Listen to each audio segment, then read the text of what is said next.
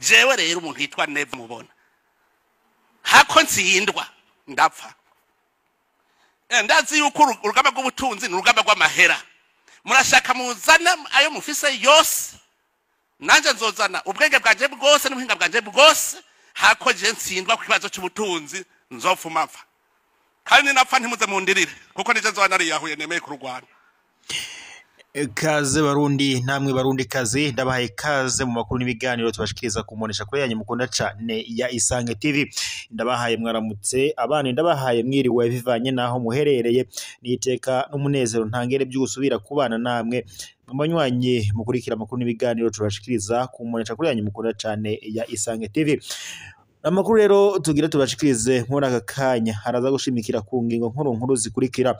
Turaza kunyarukira mu bijanye no na politike mu Burundi, maze tuze kubabarira ndetse no kubijanye n'amagara y'abantu. Turaza kunyarukira mu mugambwe CNDD FDD, tuze kubabarira ko umunyamabanga mukuru w'umugambwe CNDD FDD Reverien Ndikuriyo ubu ngubu nyene yamaze gushirwa ko umuco ko yamaze gusezera kuri isi y'abazima. Turaza kubabarira ukungene Bob Rugurika yaba avuye mu gacerere ndetse agatangaza ukungene Angeline Ndayishimiye yaba yarahaye ishano umunyamabanga mukuru w'umugambwe CNDD FDD. Habonetse amasanamu agaragaza ukungene Reverien Ndikuriyo yoba yarahawe ishano n'umutambukanyi w'umukuru w'igihugu cy'u Burundi Evariste Ndayishimiye ariwe Angeline Ndayishimiye. Turaza kubavira ku buryo bw'idonido maze tubashikirize ukungene ibyo byose byagenze. Turaza kandi kunyarukira mu mutekano, tuze kubabarira ko kuva muri Repubulika Iharanira Intwaro Rusange ya Kongo intambara yakwaduka guhera mu mwaka wa 2021 ubwo nyene ujya muhari wa M23 washikaga wongeraga kubura imigwano muri Repubulika Iharanira Intwaro Rusange ya Kongo, by'umwihariko mu buseruko bw'ico gihugu. Imigwano rero yabaye agacamutwe, ari nabyo byaje gutuma ndetse Burundi bwohereza ingabo muri Repubulika Iharanira Intwaro Rusange ya Kongo kugira ziye gufasha igisoda ca FARDC ca Kongo guhangana n'ujya muhari wa M23. Turaza kubashikiriza rero ukungene indege z'intambara zari zivanywe muri Afrika y'Epfo zari zigeze i Bujumbura. Gusa kuri ubu ngubu amakuru dufise nuko kurungo zoba zimaze kurasigwa ngaho ku kibuga c'indege i Bujumbura, mbere yuko zari zigiye kujabuka azerekeza muri Repubulika Iharanira Intwaro Rusange ya Kongo mu rwego rwo kujya gufasha igisoda ca FARDC guhangana n'ujya muhari wa M23. Umuhari wa M23 umaze igihe kinini ubica bigacika mu buseruko bwa Repubulika Iharanira Intwaro Rusange ya Kongo. Abasoda batari bake haba ku ruhande rwa Repubulika Iharanira Intwaro Rusange ya Kongo ndetse n'igisoda c'u Burundi baramaze kuhasiga agatwe. N'amatohoza yacu rero yadushikirije amakuru y'ukungene i Bujumbura byo babihagaze. Turaza kunyarukira kandi mu bijanye n'ubundi n'umwana n'umuyabaga ngo yoba yaraborejwe igufa aho yajanywe mu gihugu ca Tanzania ngo gukora imirimo, nyuma rero ngakaza guhembwa inkoni ndetse akaza kugarurwa mu Burundi. Turaza kubasigurira ingene vyagenze mu makuru yacu ku buryo bw'idonido. Reka rero ndaguhikaze gusa ndakwibutse wowe woba utarafyona sabone canke partage bivanye nuko n'ururimi woba ukoresha, ndagushishikariza gufyonda sabone canke partage maze uzajya wa mbere kubana amakuru n'ibiganiro tugushikiriza kuri imonesha kuri yanyu mukunda cane ya Isange TV. Uwo rero udukurikira uri mu gihugu cacu Burundi, nk'abari muri Tanzania, abari muri Uganda, mu Rwanda, muri Kenya, Repubulika Iharanira Intwaro Rusange ya Kongo ndetse by'umwihariko habari nko mu Burundi mu ntara zitandukanye. Twavuga nko mu ntara nka Kayanza, Karusi, Bubanza, Gitega, Muramvya, Makamba, Bujumbura, Rugombo, Rumonge, Gitega ndetse Nyakabiga n'ahandi ijya n'ino hatandukanye mu Burundi. Turabahaye kaze mu makuru yacu tugira tubashikirize muri aka kanya twose cyane. Reka tugaruke mu makuru yacu ku buryo bw'idonido n'ubundi tuyahere ko yariko aravuga ngaha mu Burundi mu mugambwe CNDD FDD ishavurira niga kuri ubu ikiziga ca Reverien Ndikuriyo hamaze gushirwa ko umuco ko yoba yaramaze gupfa mu gihe abanyapolitike mu Burundi bakomeje guhisha amakuru y'ukungene ikiziga ca Reveriyano Ndikuriyo ndetse nuko vyaba byifashe. Kuri ubu rero Bob Rugurika avuye mu gacerere nawe hatangaje ukungene umunyamabanga mukuru w'umugambwe CNDD-FDD Reveriyano Ndikuriyo yoba yaragandaguwe.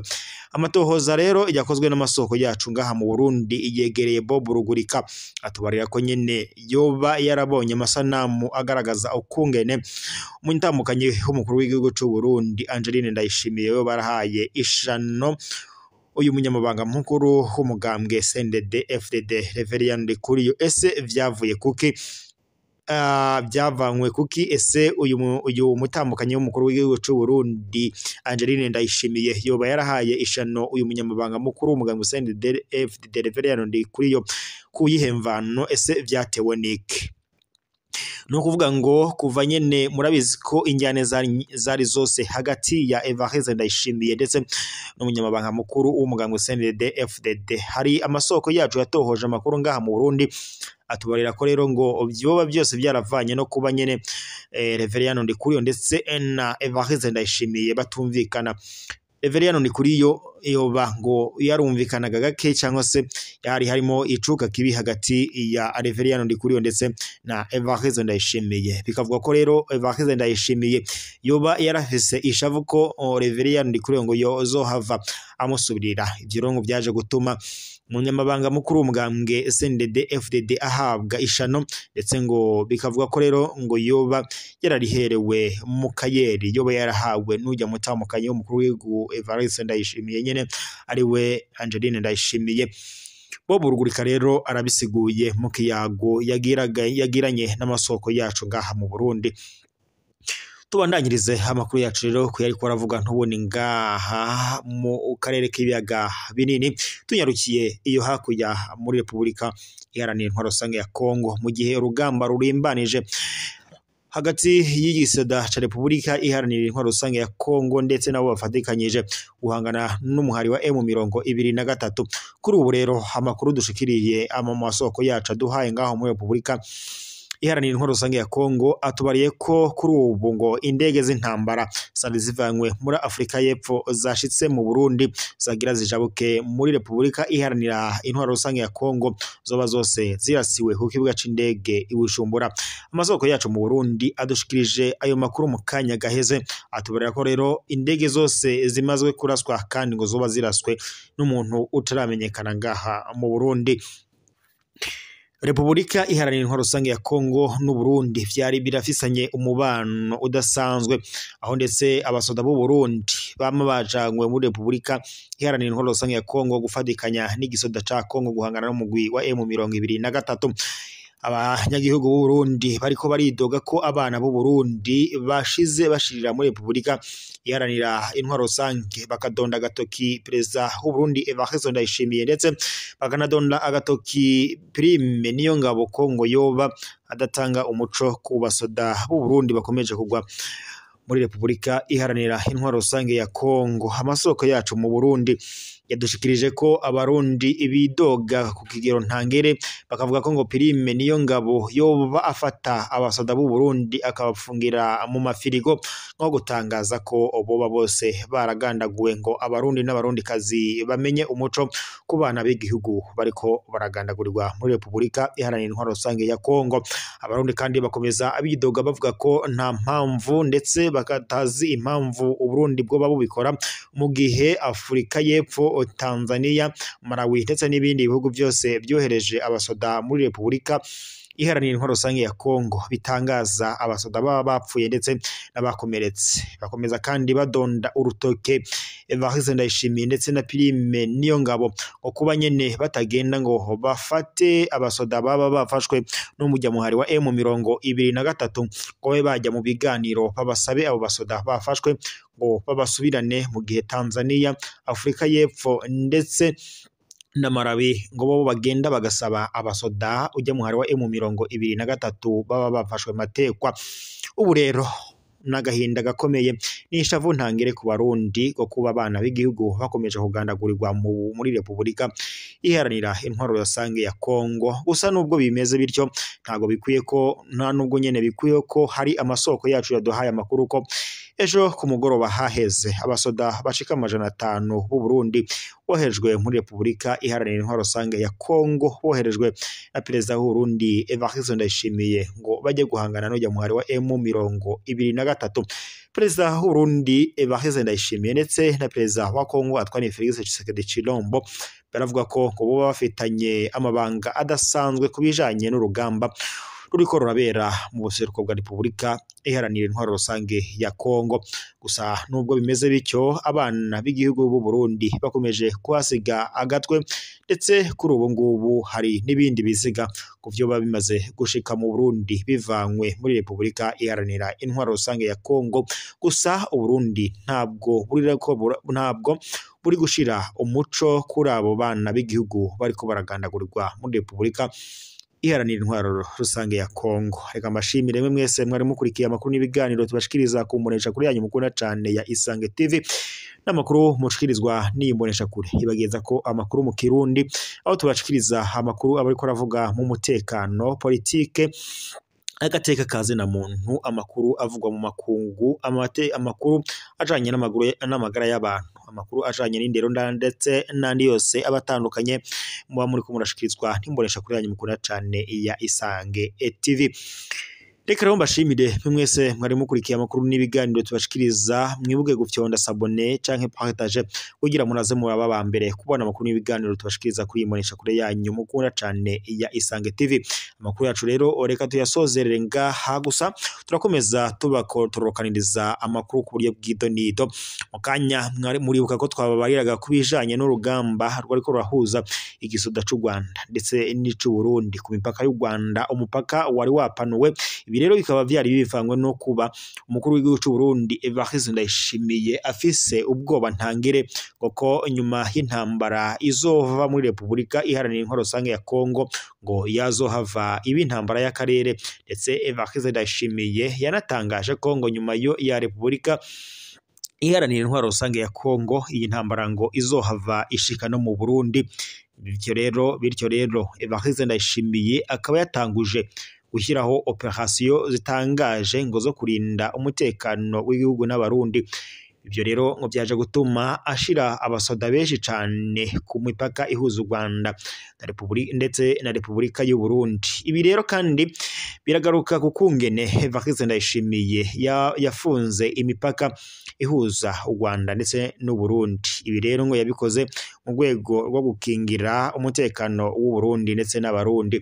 Ibi kandi byaje guteza injyane mu Barundi, bakidoga badonda gatoki Evariste Ndayishimiye ngo kuva yakashika ku butegetsi ngo atakintu namba kizima yigeze yakorera abarundi n'abarundi kazi. Abarundi babandanya bavuga ko mu gihe Evariste Ndayishimiye atari yashika ku butegetsi, abarundi ndetse n'abanyarwanda baragenderanira bagahahirana, ndetse ibihugu byose byari ibibanyi atanjyane zirimo. Gusa kuva ngo yagashika ku butegetsi ibi byose byaciye bihagarara. Gusa amasoko yacu n'ubundi yatahoje amakuru mu begera umukuru w'igihugu ndetse n'abanyapolitiki batandukanye mu Burundi, bavuga ko ngo ibi byose Evariste Ndayishimiye yabitewe n'ujya muhari wa Red Tabara uri muri Repubulika iharanira intwaro rusange ya Kongo wama uragaba ibitero mu Burundi. Umuhari wa Red Tabara ntuwumvikana n'umuhari uri ku butegetsi n'ishaka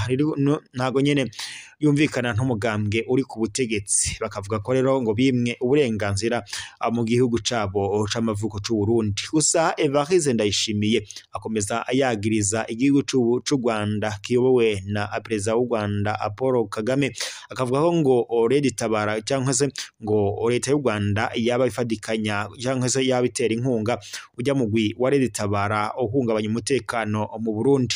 Gusa leta y'u Rwanda ihakana ibi byose nayo yivuye inyuma nyene, ikavuga ko ataho ihuriye na Red Tabara ndetse ngo itanatera inkunga uyu muhari wa Red Tabara uhungabanya umutekano mu Burundi.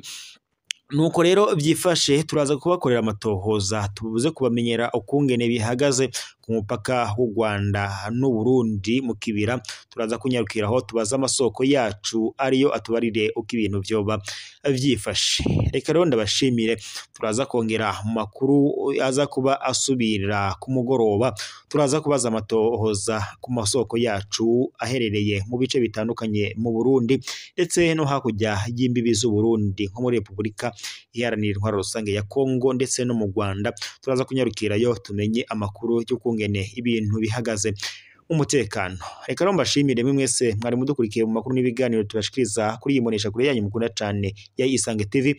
Amakuru yacu yo nagasaga, mukomeze kugira impagarike n'ubugingo, kandi mwe Barundi namwe Barundi kazi mukomere kuba abana b'igihugu bariko barahonera muri Repubulika Iharanira Intwaro Rusange ya Kongo ataco bagwanira. Hari igihe bizohava hakaboneka umuco kw'ico kibazo kiri mu buseruko bwa Repubulika Iharanira Intwaro Rusange ya Kongo.